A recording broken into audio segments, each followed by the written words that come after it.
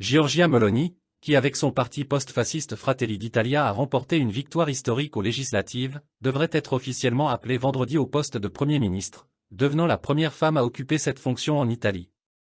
Cette Romaine de 45 ans, qui est parvenue à dédiaboliser son parti pour arriver au pouvoir exactement un siècle après Mussolini, doit être reçue avec ses alliés dans la matinée par le président de la République Sergio Mattarella dans le cadre des consultations précédant la nomination d'un gouvernement.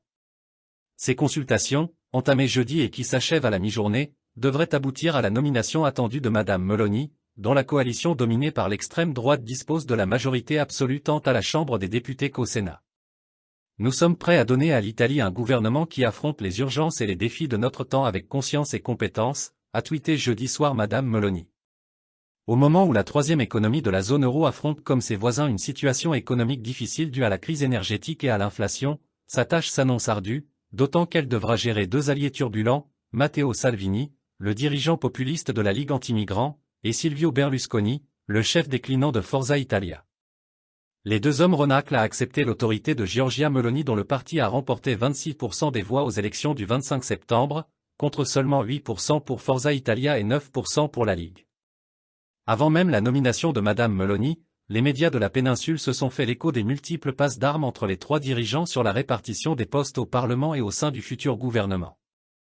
Elle-même atlantiste et favorable au soutien à l'Ukraine face à la Russie, elle a dû affronter cette semaine les propos polémiques de M. Berlusconi, qui a affirmé avoir renoué avec Vladimir Poutine et imputé à Kiev la responsabilité de la guerre.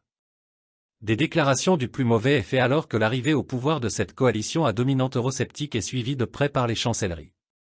Madame Meloni s'est sentie obligée de rectifier le tir mercredi en affirmant que l'Italie fait pleinement partie et la tête haute de l'Europe et de l'OTAN.